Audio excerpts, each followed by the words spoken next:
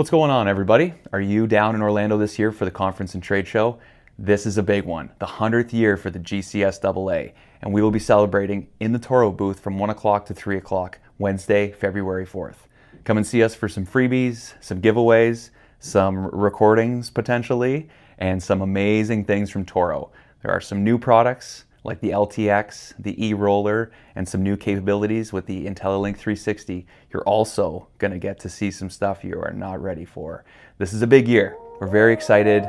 Come out and see us. Let's maintain that turf today. Get up and brush off the dew on that turf today. Turf today. Turf today. Cut it and roll that dew on that turf today. Turf today. Turf today. Set up, they about to come through on that turf today.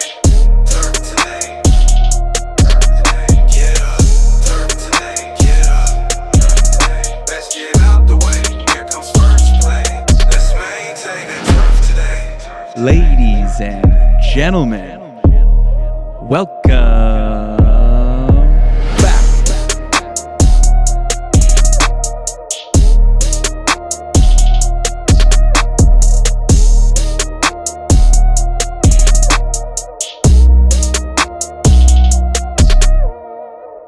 What's going on, everybody? Welcome back to Turf Today, recorded on the Superintendent Network and brought to you by Toro.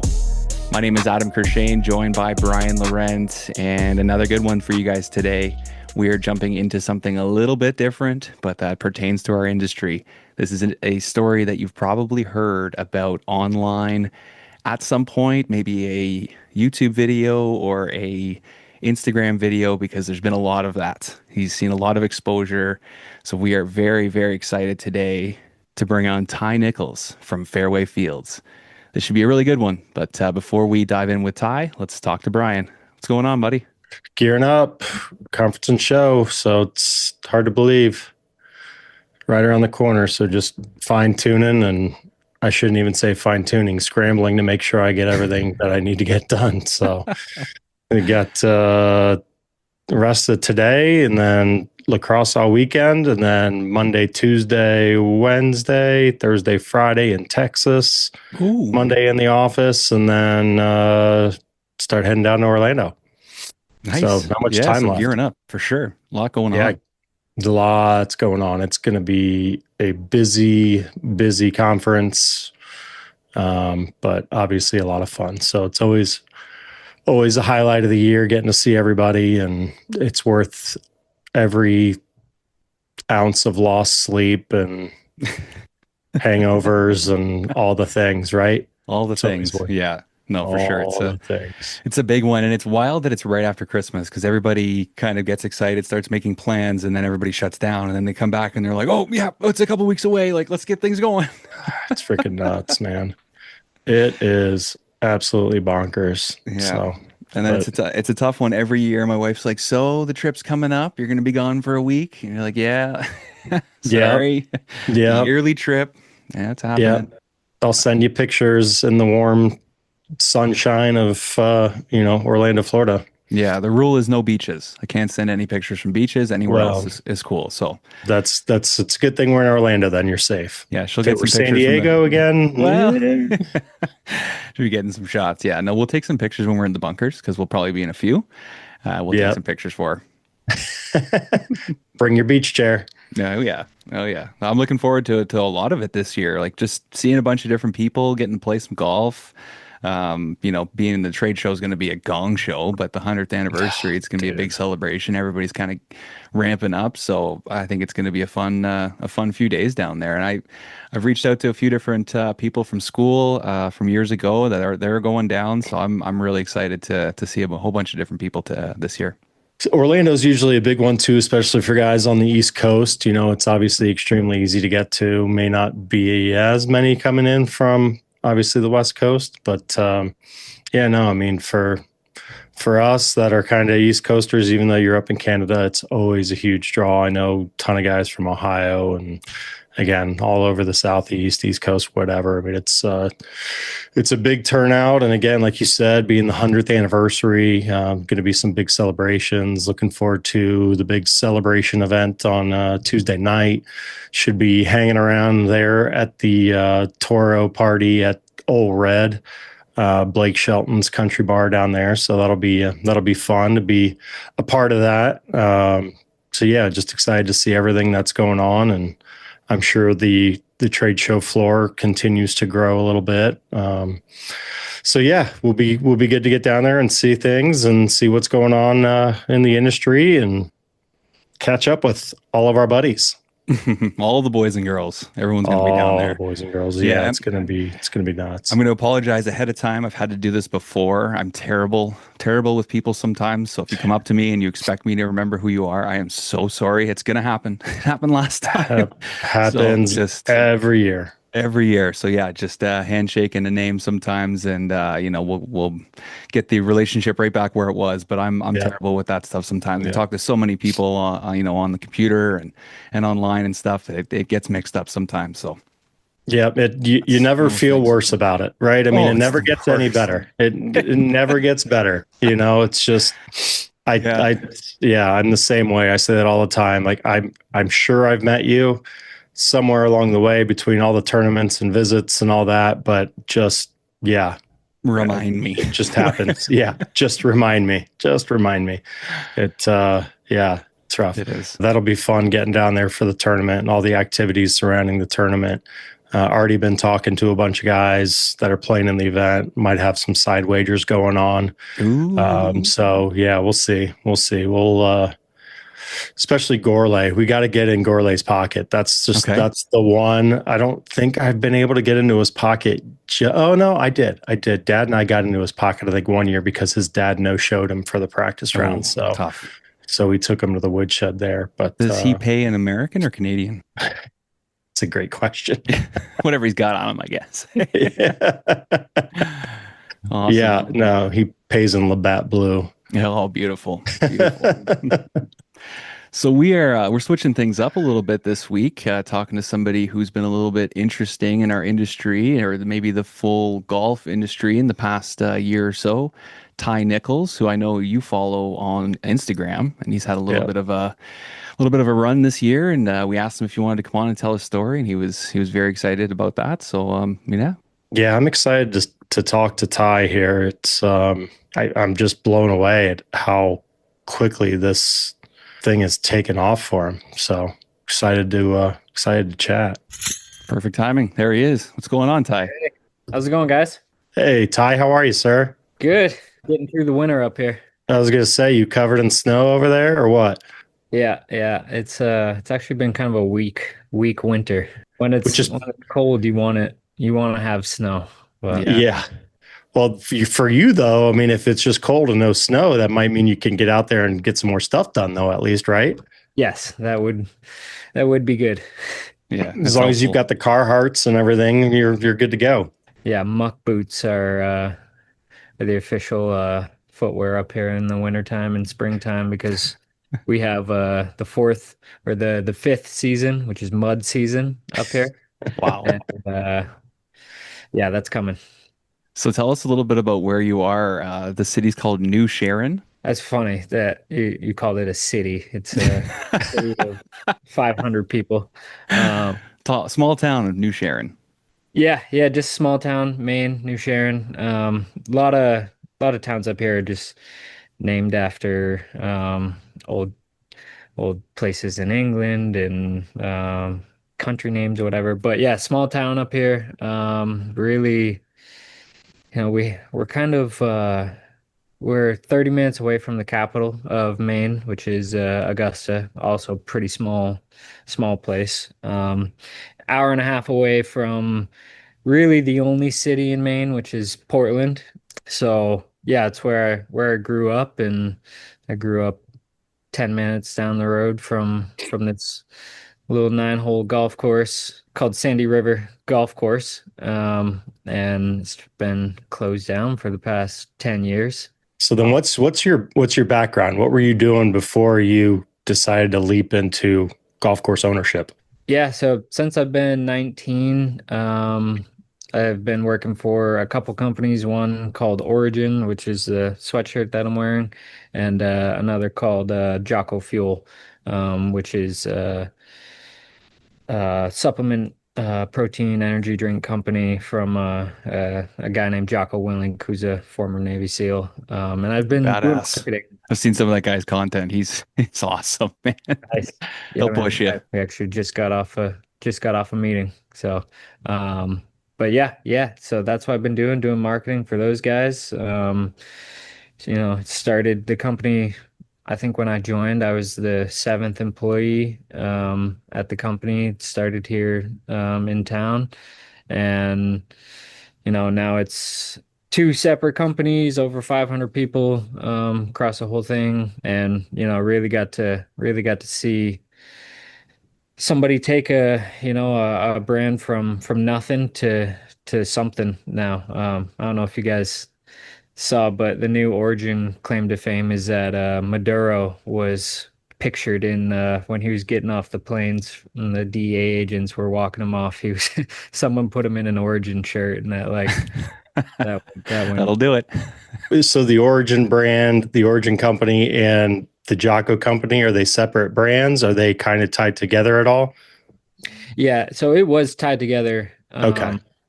for quite a while, for a few years, and then I went out to California to set up a media team a little bit closer to where Jocko is. He's down in San Diego, and we split the media teams, and everything kind of really started officially splitting a couple years ago. But it's all the same owners, all the same people running it, just a couple different teams. Man, you guys couldn't get further away. Literally, could not go further away in the continental U.S. That's a heck of a travel day if you're going out to see him in San Diego, huh? Yeah. Luckily, we have the team set up out there now, so not much travel for me right now. But yes, So how'd you get tied in with Jocko then and that company? the founder of Origin is Pete Roberts, and he's from New Sharon also. He's probably 20 years older than me. But going to college, knew I really wasn't supposed to be in college, skipping class and doing all that. Just not Doing a the good college student. things. Yeah. Yeah, Classic. not a good student at all. And I knew I wanted to be around an entrepreneur, and I did it a couple times with people that I knew in different industries, and I really wanted to find someone that was growing a brand. And he was growing this, pretty small jujitsu brand. It started in jujitsu, out in Farmington, and I kind of knocked on his door and told him I'd work for free, and did that for a little while. And kind of in that first year, um, Jocko was on a live stream and was being asked where to buy jujitsu gis, and he said there's an American-made company in Maine. If anyone knows, has a contact, put us in touch, and that's how they got in touch. And yeah, then we started Jocko Fuel and been growing it since. Dang. That's amazing. What a story. Yeah. So So fun. you get off that meeting with him, just a little bit ago, and now are you like completely re-energized? Yeah, Is he giving like the jacked big up. pep talks and stuff? Yeah, so it was a company meeting, and Okay. but he always has a good closeout to fire you up for going into next week or into the weekend. And yeah, it was a good one today. I, I need That's so to cool. change my morning alarm on my A word. I can't say it because it'll go off. But I love that video where he's like, oh, you're waking up and you're feeling this, and I've got some advice for you. Get the F up. Yeah, I got to change my alarm to that. That's what goes off in my head every morning. So I love it. yeah, I it's love in the back of my head about 24/7. It's That's always Yeah. going, eh? I would imagine so. Yep. Oh man. So you're a busy guy, but it must give you a little bit of time to kind of work on your own brand. You mentioned the course that shut down for a while in your hometown. So tell us about the venture, kind of where you got started and where it is today. Yeah. Coming back I came back from California because I had a baby and wanted to be closer to family. And I knew I was going to be working from home and really just wanted something to work on outside of Origin and Jocko Fuel. And really what was in my mind was, Airbnb, short-term rental, I knew I wanted something unique, not just something standard cookie cutter. And so I was looking at the big tourist places in Maine, which is like Bar Harbor, Acadia area, some of the coastal places. And there was some stuff down there, but I was just driving by the golf course that's just been just literally untouched for 10 years, and it just has a sign on the side of the pro shop says for sale by owner. I was like, golf course would be pretty unique to be able to offer. And I was like, if we can get people to come visit, it's actually in Chesterville, Maine, which is even smaller. If we can get people to come there, then we can probably get people to come to, other parts of the state too. And yeah, I called the guy. He gave me a price and told my parents about it. And my mom flips houses in town, and she told me that my dad were actually just talking about buying the golf course too. And I was like, all right, No perfect. way. Let's do it together. And so yeah, we ended up buying it together, 50-50 on the land. And so in business now with my parents, which is really cool after being away for a little while. Um, and even, while we were buying it, we still didn't, we were just like, let's just buy it and then we're going to figure out exactly what we're going to do. I knew I wanted to bring some sort of golf element back to it. I just didn't know exactly how much we wanted to restore all 9 holes or what we wanted to do. Um, and I started posting videos, and I started getting a lot of traction in the golf world. I'm like, okay, I guess this is the route we're going. We're gonna do a golf course here. So Now you're a golf guy. Yeah. yeah, Now he's in the golf industry. yeah. I probably started playing, a little bit a couple years ago. Last year, maybe got out like 10 times or so. Um, so yeah, I'm very new to golf. I'm terrible at golf. You know, I think like most people when they for a couple years in or whatever, couple summers in.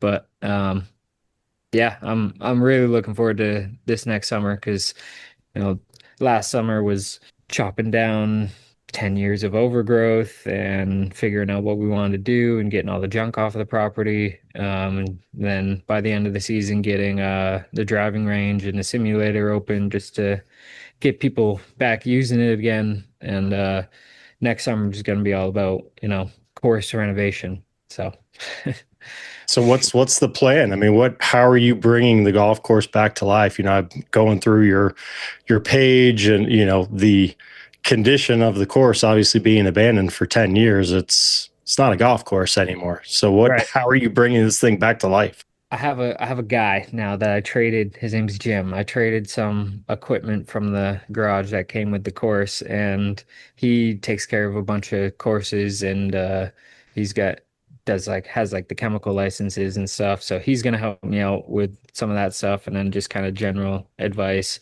Um, but yeah, so I mean, for next summer, I'd like to get 4 greens, 4 fairways done, and then we'll see how that goes.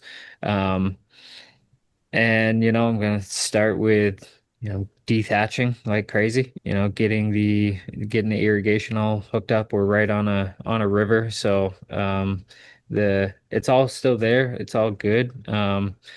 We just need to test and learn and see where things are broken, where they're not. It'll be a But yeah, fun day. Turn that yeah, system on and see what happens. Yeah. yeah, Got to do it though. for sure. I mean, the good thing is we have water right there. The river runs That's right on the huge. property. So that's one thing I'm not super worried about, even if, I have to run sprinkler hoses all over the place and pick them up at nighttime, like whatever. It's not gonna be a big deal. And yeah, I mean, probably gonna take the same greens locations that where they used to be, which you can tell just from the difference in growth. It's like it was pretty funny when you would look at it when it was all overgrown. It was just regular overgrown grass in most of it, and then you could just clearly see where it's like a perfect circle of that was a green right there, and it was just some sort of different overgrowth that for some reason grew there and not elsewhere. Um, so yeah, we'll probably, get those dug out and try to do it the right way. I'm watching YouTube videos on probably won't be a full USDA spec, green, but try to get it as close as we can. And I think there's some sod farms in New England that grow the grass that we need. So probably bring those in and just try and learn, I guess. Yeah. Yeah. So I was going to ask, what you're thinking about, if you're going to just go kind of native push-up greens, if you're going to do some sort of greens mix and then, seed or sod. So it sounds like you're kind of thinking of like some sort of base and then some bent grass sod. Yeah. Yeah, so I mean, the greens that were there, I mean, it was actually, I know it's just a small 9-hole course, but it was really well maintained. Yeah. Um, and I'm in contact with the owner. He lives in Florida, the previous owner. So, the guy who ran it for 30 years, um, he sold it, to a guy locally, ran it for about 4 or 5 years and decided he didn't want to do it anymore. Um, and we bought it from them. So I got in contact with the guy who ran it for 30 years, and he he's like 91 years old, lives down in Florida, and he's all excited that somebody's doing something with it, and he's giving us advice and telling us about where the drainage runs off, and but yeah, get a good base down, probably rip it all up. And I from what I'm told, 007 bent grass. Double O Um, seven. Yeah. yeah, 007 bent grass is the way to go up here. So I guess that's what we're gonna do. I did seed our practice green last year, which I made a video about, and Yeah. we'll see how that turns out this spring, and possibly if that turns out better than I kind of expected to, then we'll just reseed and go from there. But it's a rough plan. Whew. We'll see how it goes. Yeah, a lot of projects out there, but that's exactly what you want. It's something that you can just keep working at and keep improving. Talk to us about when you guys first took over the property. I couldn't imagine, you first get there and you're looking at everything. Was there anything that was kind of crazy about the property or any equipment that they left behind where you're like, "Oh my gosh, look at this thing." Yeah, the equipment was a really cool part that they left, Probably all 90s era fairway mowers. There's 3 fairway mowers that came with it, 2 Toros and a John Deere. Um, everything that you would need to run a golf course came with the place. They didn't take anything. None of it ran, obviously. It's been sitting in the garage for 10 years, so found a guy that lives down the road that is very mechanically inclined, and he could come down and I mean, he got everything started like within a couple days of us asking him to do it. I tried for a little while myself until just giving up to somebody who knows what they're actually doing. I played there. Probably the first time I ever played golf was when I was maybe 11 or 12 and played there. Um, so it was cool just, finding all the old sprinkler heads, and just remembering where the tee boxes were, where the greens were. I mean, it was actually so abandoned. Like people would say, like, was it abandoned or did they just sell it? And I was like, well, when we chopped down, all finally got, uh all the grass cut down. I was just kind of walking over one of the greens, and I realized that they left the cups still in the Oh greens. my They gosh. really walked away. Just literally walked away. They literally walked away from it. And then I just left that cup in there and just put a flag in it. So, but um yeah, I'm sure there's a lot more we got to find too. Oh yeah, once you guys start digging and start going through areas, there's going to be some stuff out there. That's really cool. Yeah. Yeah. We are back with another Ask the Agronomist segment featuring PhD agronomist Tony Goldsby from the Andersons. Our question today comes in from Louis Ambrose. What is the hardest disease or stress to diagnose early and why? Awesome. Well, thanks again, Adam, for having me on the show this week, and thanks again for all the end user questions you guys keep sending in. And Louis, a great question this week on what's hardest to diagnose early. And from my perspective, I think we had a similar question a few episodes back, but probably a similar type of answer, right? Is really anything that's in that abiotic stress family. And when you look at what most pathology labs typically actually end up seeing in a year, a lot of those problems, over half of them, are indeed just abiotic stresses, right? Not actual diseases out there. And I think they're really tough to get on early because a lot of times they can masquerade as other issues like turf diseases. So whether you're talking about, abiotic stresses like heat stress, compaction, moisture imbalance, they might start very similar to a fungal disease. And the fact that, the turf thins out a little bit, it starts to discolor, your growth slows, and many of those factors might kind of have you thinking, okay, there's a disease, especially if some of those factors are out there. But again, remember, especially with fungal diseases, they typically tend to kind of have a pattern to them, and they always follow those three principles of the disease triangle, right? And if you're not having any one of those factors of the disease triangle, you got to really start to tip your hat to abiotic stress of some kind. And really, abiotic's a little different, and typically it's kind of subtle at first. You don't necessarily see kind of the marginal patch type symptoms and things like that. And it might be a little different across the microenvironment or even a little area on the course or lawn that you're dealing with. And then really a lot more typically kind of tied to weather patterns. So again, can easily be, confused with the environmental side of the triangle, right? So if you've got really humid days, you might think, hey, that's a factor, and it certainly could be, but also, things just like, hey, not happy roots, right? Because I'm in a lot of water, can certainly give some of those same types of indications, but it indeed is just an abiotic type issue that you're seeing in the field. So, um, you know, the best early diagnostic tools, especially for abiotic, are not any type of product or anything that you can do specifically. It's kind of knowing your site history and how the turf responds in that area and the kind of issues you see throughout a year. Trying to match that up with the known weather trends, like we just talked about, whether you've seen a lot of rain, it's been really soggy, or maybe on the other hand, it's been really dry. And then root health, right? I think a lot of times it's easy to kind of like jump immediately to some sort of stress issue. But again, if you've got really healthy looking roots, I would probably tend to think that you're probably still in a pretty good spot. And maybe it is more on the disease side of the coin, if you will. So always be willing to ask yourself, is this, really a disease? And I think that comes back to the three parts of the disease triangle, and that's going to help you decide. And if not, then again, probably sliding over into that abiotic and trying to get on it earlier, the better that you can, because it's sometimes hard with those stress type issues. Wonderful advice, Tony. I know that can be difficult sometimes, so it's always good to go through everything you possibly can, reach out to people like yourself and to people around you, maybe even an old superintendent, like you said, who knows the site history, because a lot of that stuff could be preventable, and a lot of that stuff is good learning too. You'll be able to take care of your course over the years much better. So this wraps up another Ask the Agronomist segment featuring Dr. Tony Goldsby from the Andersons.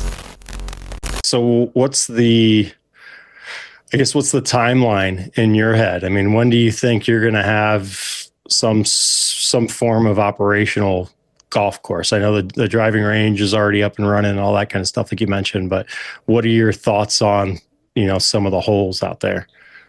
Yeah, I mean, I'll just be pretty pumped if we have something that resembles a golf course by, close to mid-end of summer. Also the plan, I forgot to mention, big part of the plan, I kind of mentioned that I was looking for Airbnb. We have really nice golf courses in the area, and by no means do I think that I'm like gonna try to come compete with the nice golf courses that are around. Um, so I'd like to really turn it into a kind of a destination golf place where people can come stay, kind of use this place as a little bit of a practice place, kind of be a private four-hole thing for now. And then, go hit some of the nice golf courses, which are, Belgrade is 25 minutes away. That's always voted, if not first, then top three nicest public courses in the state. And then we have Sugarloaf. There's some other cool ones that are probably a little bit less known, but yeah, that's kind of the plan. Hopefully by the end of summer we have a building going up and a golf course to play. Yeah, that was my question, about are you guys going to have a building where you can have alcohol sales and some food and that kind of thing so it turns into like a full day at the course? Yeah, so we did renovate the old pro shop that was there. I have some pretty cool before and after photos of it just falling apart. And then my mom did her thing with she's been flipping houses for the past 10 years and taking trash and turning it into something nice. And she did that with the pro shop and just got our liquor license, so we'll be able to sell beer There you next go. and we'll set up some good outdoor areas and got a lot of range improvements that I need to do too. But yeah, hopefully, kind of a third of the property turns into, a really cool hangout spot and people can, either work on their game or just hang out, hang out and have a couple beers or whatever. And then the other remaining part of the property, it would be the idea is to be private to people staying there at a Airbnb short-term rental. That's awesome. So I worked with my dad when he owned and operated his golf course a while back, and that certainly had its moments. Talk about working with family and the interactions there, and challenges and joys and all that.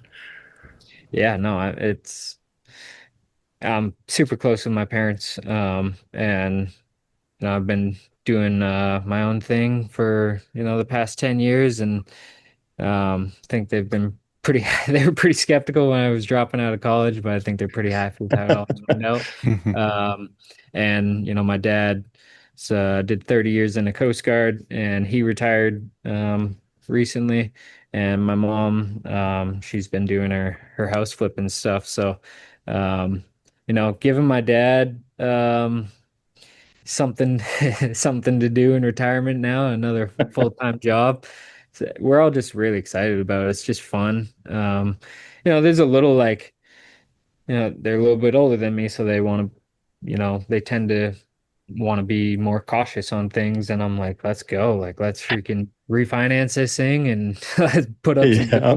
this golf course going. And, you know, it's cool. Like we get to you know, share our ideas and come to one that works. And then when we come to an idea that we all agree on, it's like go time. And it's been cool to see them do their part and me do my part on the marketing side of things and have people from all around the world paying attention to this overgrown field in our backyard. Like it's weird. Yeah, the reach is awesome, but that's how it works sometimes. And golf, we know love stories like that, especially somebody who's willing to work hard and the fact that it's a family story too. I love that. Tell us about, if you want to, tell us about your kids and what the future looks like of them maybe growing up at something like this. Yeah, just one baby girl right now. Hmm. She's a year and a half old and hopefully she's going to be a lot better golfer than I am when she's my age. But yeah, no, that's like we're never going to sell this place. It's going to be, in our family forever. It's just really like we bought it as a beautiful piece of property, and just because it is, and riverfront along the whole thing is 44 acres. Um, and the bones are all there for just like a really cool piece of property. So regardless what happens, if I just totally fail at making a golf course and suck, then we'll still have a really cool piece of property and it'll be hers one day. So I was gonna say get a turf book in her hands as soon as she can read. That's yeah, start training that new superintendent over there. right. So what's surprised you most thus far since you've taken on the property? I mean, I would have to say just how intense the golf community has like kind of rallied around this thing. Like I probably have thousands of superintendents. I didn't even know there was thousands of superintendents, but like literally thousands of people reaching out to me with advice. Yeah, just the enthusiasm locally and to from people online has been, you know, really more than expected. Um, but as far as, actually, renovating the golf course, we really haven't made much headway in that yet. So I'm sure there will be lots of lots of surprises to come. Lots of fun things in store. There's no question. Yeah. I think the whole turf community, all these superintendents are going to enjoy kind of following the journey, because you're great at documenting. That's one of your other strengths is actually putting out the media itself. And as you're kind of going through this and cutting things down and making things look more like a golf course, I think there's going to be a lot of people really enjoying kind of the journey. And you'll be able to post something and say, "Hey, I need help. What do I do?" And you'll probably have people sending you ideas or sending you products or whatever. So, no, it's fun to kind of rally behind something like this and see it because we're usually at golf courses with huge budgets or people with no budgets because they just have unlimited money and to see something like this where it's a family project and you guys are working so hard, I think it's something our community can just kind of follow and really get behind. Yeah, well, I appreciate that. Yeah, and speaking of documenting, next season I'm committing to YouTube long form. I did it for 10 years for the two companies that I work for, so I'll definitely be doing that next year. And I kind of wanted to wait until I was working on actual course content to start putting out YouTube videos anyway. So that'll be another lane for people to just, spend some time seeing what's new down there and watching me struggle, I suppose.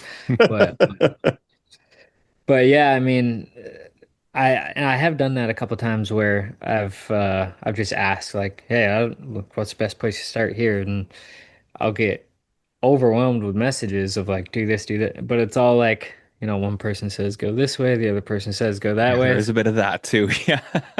So that's why I was like, I need a guy that is kind of, local around here that I can just like be like, talk to this guy. Like let's talk to a guy that does it around here and has been doing it for 40 years. So I'm excited to see see where that goes with him next season.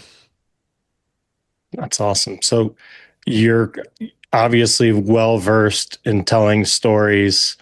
I think one of the things on this side of the industry that we really struggle with is telling our own story. The superintendent, the assistant, the intern, whoever it is, telling the story about what they do and why it's important. What kind of advice do you have for the people on this side of the business to help tell their story and create their personal brand?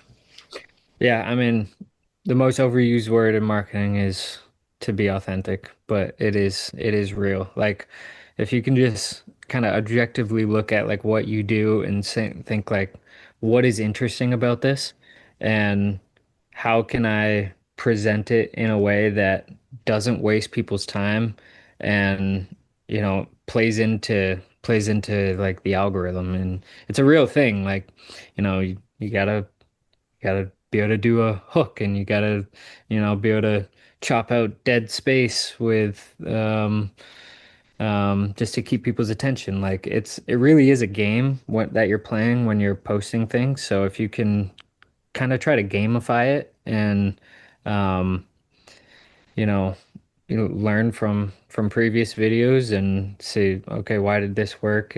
And I look into this stuff like, okay, um the retention rate on this was 27 seconds and this one was 37 seconds. Like, where did I lose people and like why? And that's just coming from, me being a marketer for the past 10 years.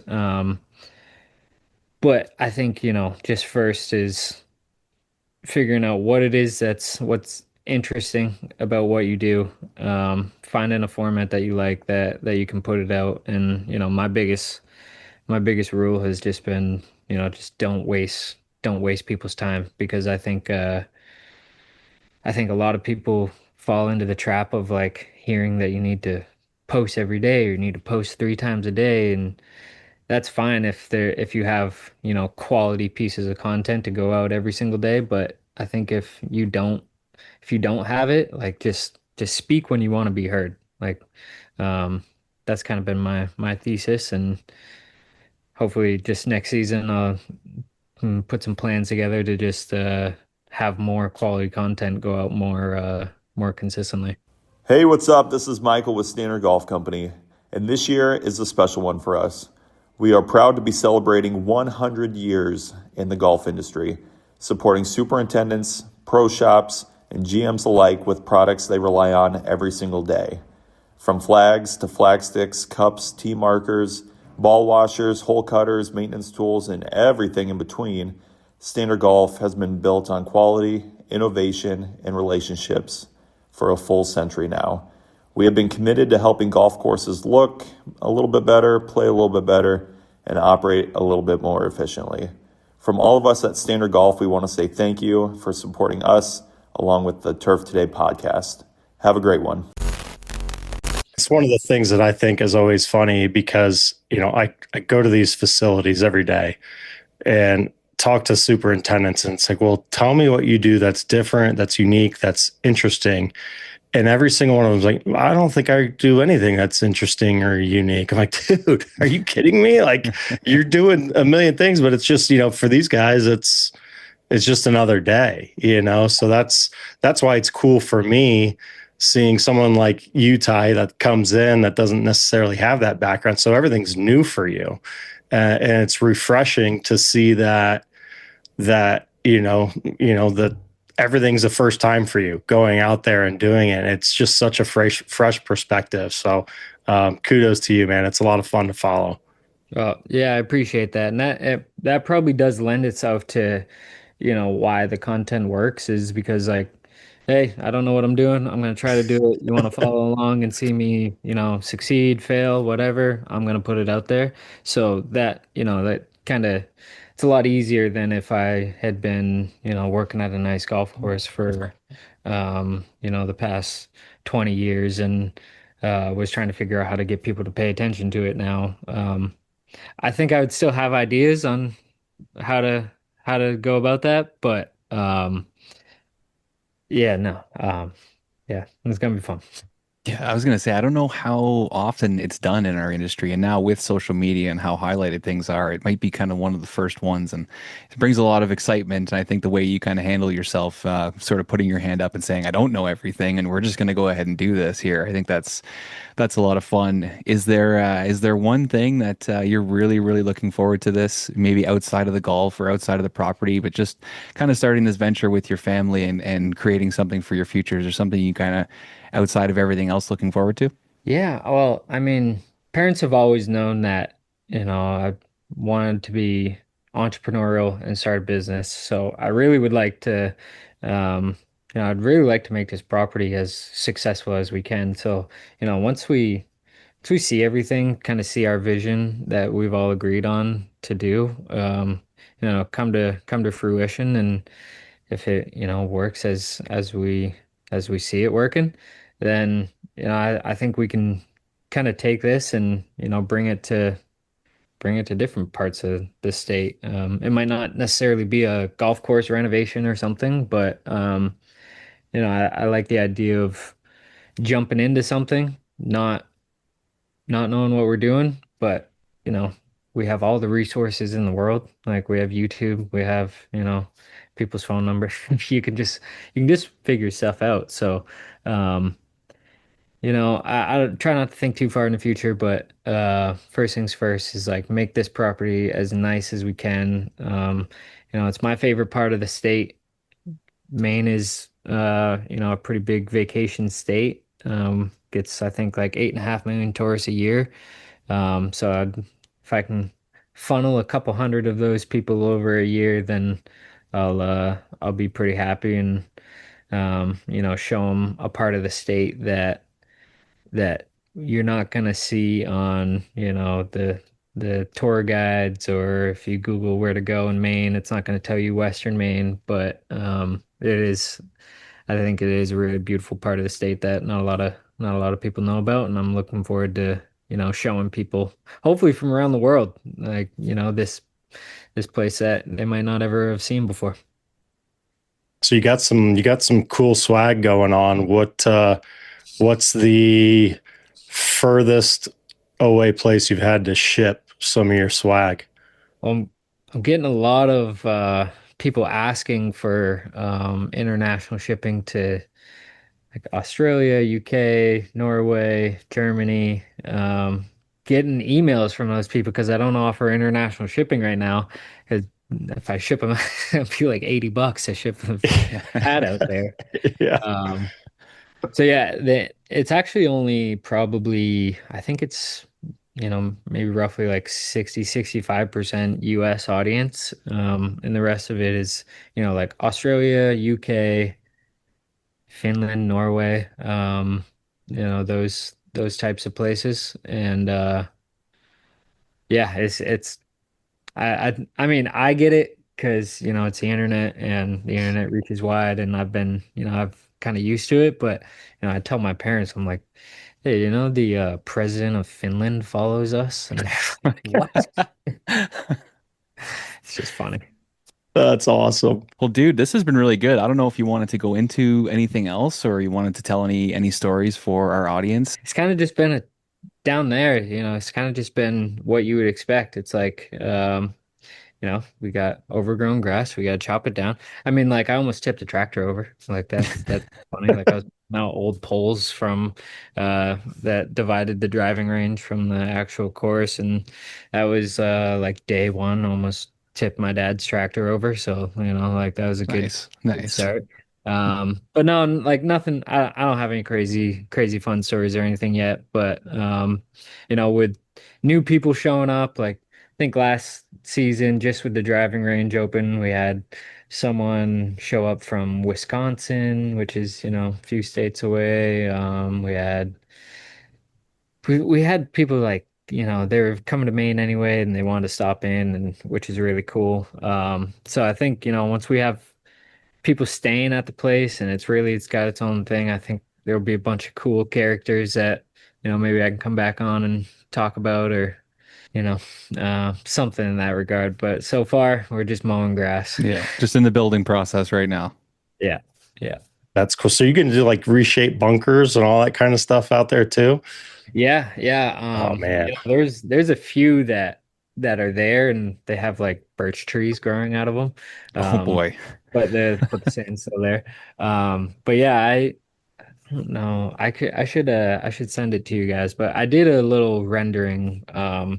So I used Photoshop and I did a rendering of where I want all my bunkers, where all the greens and fairways are going to be, tee boxes and everything. I can send it to you guys. Yeah. Yeah, that'd be Yeah. really cool. So you're living my dream. Like I'm a golf junkie. I've always wanted to like have my own place that I could just tinker with. I had a putting green in my backyard, but I traveled too much, and so it went bye-bye. It was probably in about the same state as you found the golf course when you got there Yeah. originally. So Yeah, it's- I've been hearing that from, a lot of people, and I think that's another reason why the content, reaches so much. Is, I never really realized it, but I think anyone who's spent any amount of time on a golf course has like at some point been like, man, how cool would it be to do this either in your backyard or have your own one of these, and like how would I set it up? And um I think that plays a big part in like why it's reaching so many yeah. people. Hopefully I can just, document it well enough to like make people uh, feel like they're on the journey with me, and even, take people's advice, like put out Yeah. polls like, should we do a bunker here? Should we do a bunker? Yeah. Yeah. Well, here's a fundraising idea for you. You can just go ahead and like auction off holes and then give people the opportunity to just come out and build their own dream golf hole. Design their I mean, holes. Yeah. That's yeah. it. That's it. Auction off the holes. That That's could pretty work cool. for I you. might need a little bit more land for that, but I like that. Yeah. Hey, you know what? They can only work with what they're given. So, That's true, yeah. you set the parameters. This is what you got. This is where irrigation is. Design around this. Good luck. Have fun. That's cool. Thank you for the check. Yeah. We make it a little bit of a competition. That'd be fun. Hell yeah. Got enough people that are interested in it. So yeah, you could definitely do something there. Yeah. Well, it'd be fun to visit. Brian, have you been to Maine? Not yet. I mean, I'm already trying to find you on my iMaps here. So you have to shoot me a ping. 154 George Thomas Road in Chesterville, Maine. All right. Cool. So I'm you can gonna find actually, it. if you go on Google Maps, you can go through the historical or Google Earth, I mean. You can go through the historical satellite footage and kind of see what it used to look like, which is pretty cool. Awesome. That's Wow. cool. So how can superintendents or anyone that wants to either, maybe come by, lend a hand as you're going through this process, how should they get in touch with you? DM you on Insta or what? Yeah, that works right now because I'm not posting and not getting a ton of messages, but once we start posting, it's kind of hard to go through them all. Um, my email, Tye@fairwayfields.com. Had a lot of superintendents reach out there and it's been really helpful. Or, just if you're coming up to Maine and come pop by and I'll be there this summer. So, or if I'm not there, then my family's there. But yeah, get in touch. The folks are super friendly up there. I know I spent one night in Portland, Maine. We had a hockey game. I was backing up, and the backup goalie for the visiting team sits like behind the net. So you don't actually get to sit on the bench. You sit behind the net. And the words out of these folks' mouths about our players and about me and the other goalie and everything, it was hilarious. It was hilarious. And What then our goalie ended up letting in like 5 goals. So I had to go in, and I'm looking around like, can you guys give me a bit of a break when I go in there? were you playing the Portland Pirates? That's right. Yeah, the Pirates. Yeah. Nice. Are they still Yeah. there?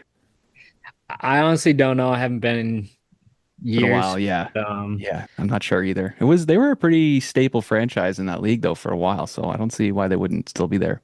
Well, it was like for a long time, it was Maine's only, professional sporting team that we had. Hmm. So like it had like a cult following in Maine. Like we don't have any huge schools. We have Orono, obviously a good hockey team, but yeah, that's funny. Yeah. I'm I trying to think remember what the a little tradition rough. was. They threw something on the ice. I don't remember if it was fish or something like that, but they had some Probably crazy lobster. traditions at that rink. Maybe lobster. Yeah, could have been it. Mm, Well, interesting. Yeah, if you guys are ever in the area or want to come up, just let me know. Hopefully by the end of summer here, I'll have a pretty cool place for anyone to stay. love it. Yeah, that'd be sweet. That would Well, be this has sweet. been this has been great, Ty. We appreciate you taking the time with your extremely busy schedule with 2 full-time jobs and a golf course to take care of. So we appreciate you carving out a little bit of time for us. Yeah, no problem. Thanks for having me. And if you guys have any advice for me, please, I am all ears. So We'll always We'll be be in following touch. along. We'll always be following along, buddy. Yep. Yep. Absolutely. We'll certainly be in touch, and I'll reach out to you here sometime soon and try and get a visit put together for this summer. That'd be great. cool. Right on. And free labor too. I'll come and do Yeah. whatever. You I'll got take lots of that. toys to play with up there, so that excites me. Yeah, I'll take that. Good stuff. Good stuff. All right, man. You be good. Thanks, Ty. Good luck to you. See you guys. Take care, brother. How cool is that? Yeah, and a guy we didn't know too much about, right? We've seen the story online, sent him the questionnaire. He wasn't able to fill it out very well because he's not a superintendent, but my goodness, what a story. And then the fact that his Yeah. family's so involved too, I love that. Yeah. Yeah. It's really neat. So love the vision and just the fact that he's willing to try. That's always my advice to anybody, that I talk to. Doesn't matter what field you're in, just as long as you're willing to try something, whether you fail or succeed, you just get started and just Yeah. do it. And they're just doing it. So Yeah. I love it. And I mean this in the nicest way possible, but I think him being a little naive to a golf course, might help his situation because he was talking about, oh, if you know you worked at a course for a long time, maybe you wouldn't want to do something like that. Probably like taking on building a golf course or renovating, restoring a golf course would be a big task for somebody who's been through it. But if you're not really been through it before and your plans are to have this sort of escape for people where the turf may not need to be 10 out of 10, well, go at it, right? Like, and Yeah, get into it, and absolutely. he's going to learn as he goes, and they're going to figure stuff out, and might have to hire somebody full time to actually be there every day and take care of the course. But I think they have something really, really cool there. Oh man, it's special. If I had the time and resources to do something like that, I'd be all over it. I always said if I win the lottery, you buy a huge property, let all your buddies and your cousins all live on it, so we all have houses on it, and then there's a golf course, and it's just Yeah, perfect. yeah, yeah. I've had that conversation several times with people, and it's like I always go back and forth. Would I buy my own golf course, build my own golf course, or would I just join like 5 clubs around the country and just travel All out. around? Yeah, I that's mean, true. there's a lot to be said about not having to worry about the operation of something. So build Hmm. it, sell it to members maybe, and then be a part of it. Be hands So off, yeah. it's still like, what you built, and then you don't have to worry about it. So I don't know. It's probably a problem that I will never have to worry about. Yeah, see, I don't even play the lottery. Yeah. Yeah. I don't even know I have those dreams.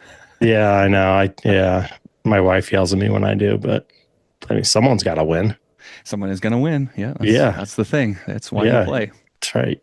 Can't win if you don't play. No. Have you Finally been, found it. you found it on Cool Google Earth? place. Yeah. I found it on iMaps here.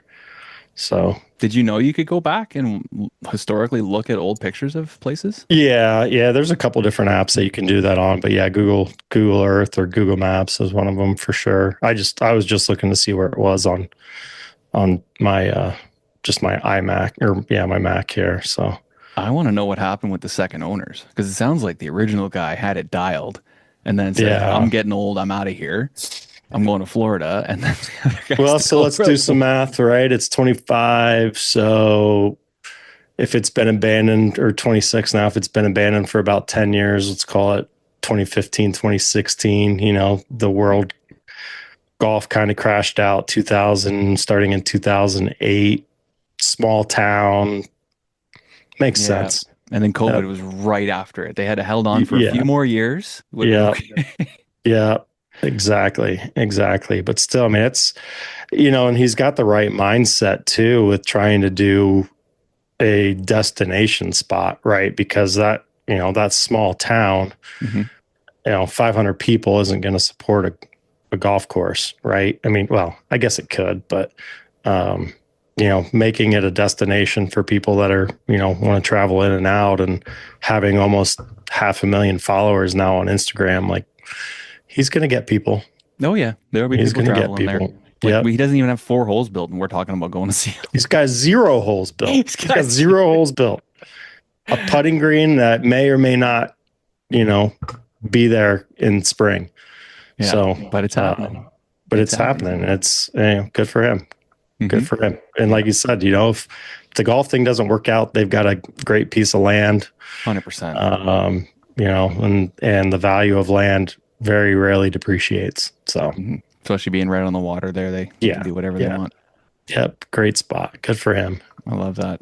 Good stuff. Yeah. Okay. All right, bud. See you soon. Catch you soon. All right, that's going to do it for us this week on Turf Today. Thank you so much for being here. We got another good one coming to you guys next week. Keep those reels sharp. We'll see you soon.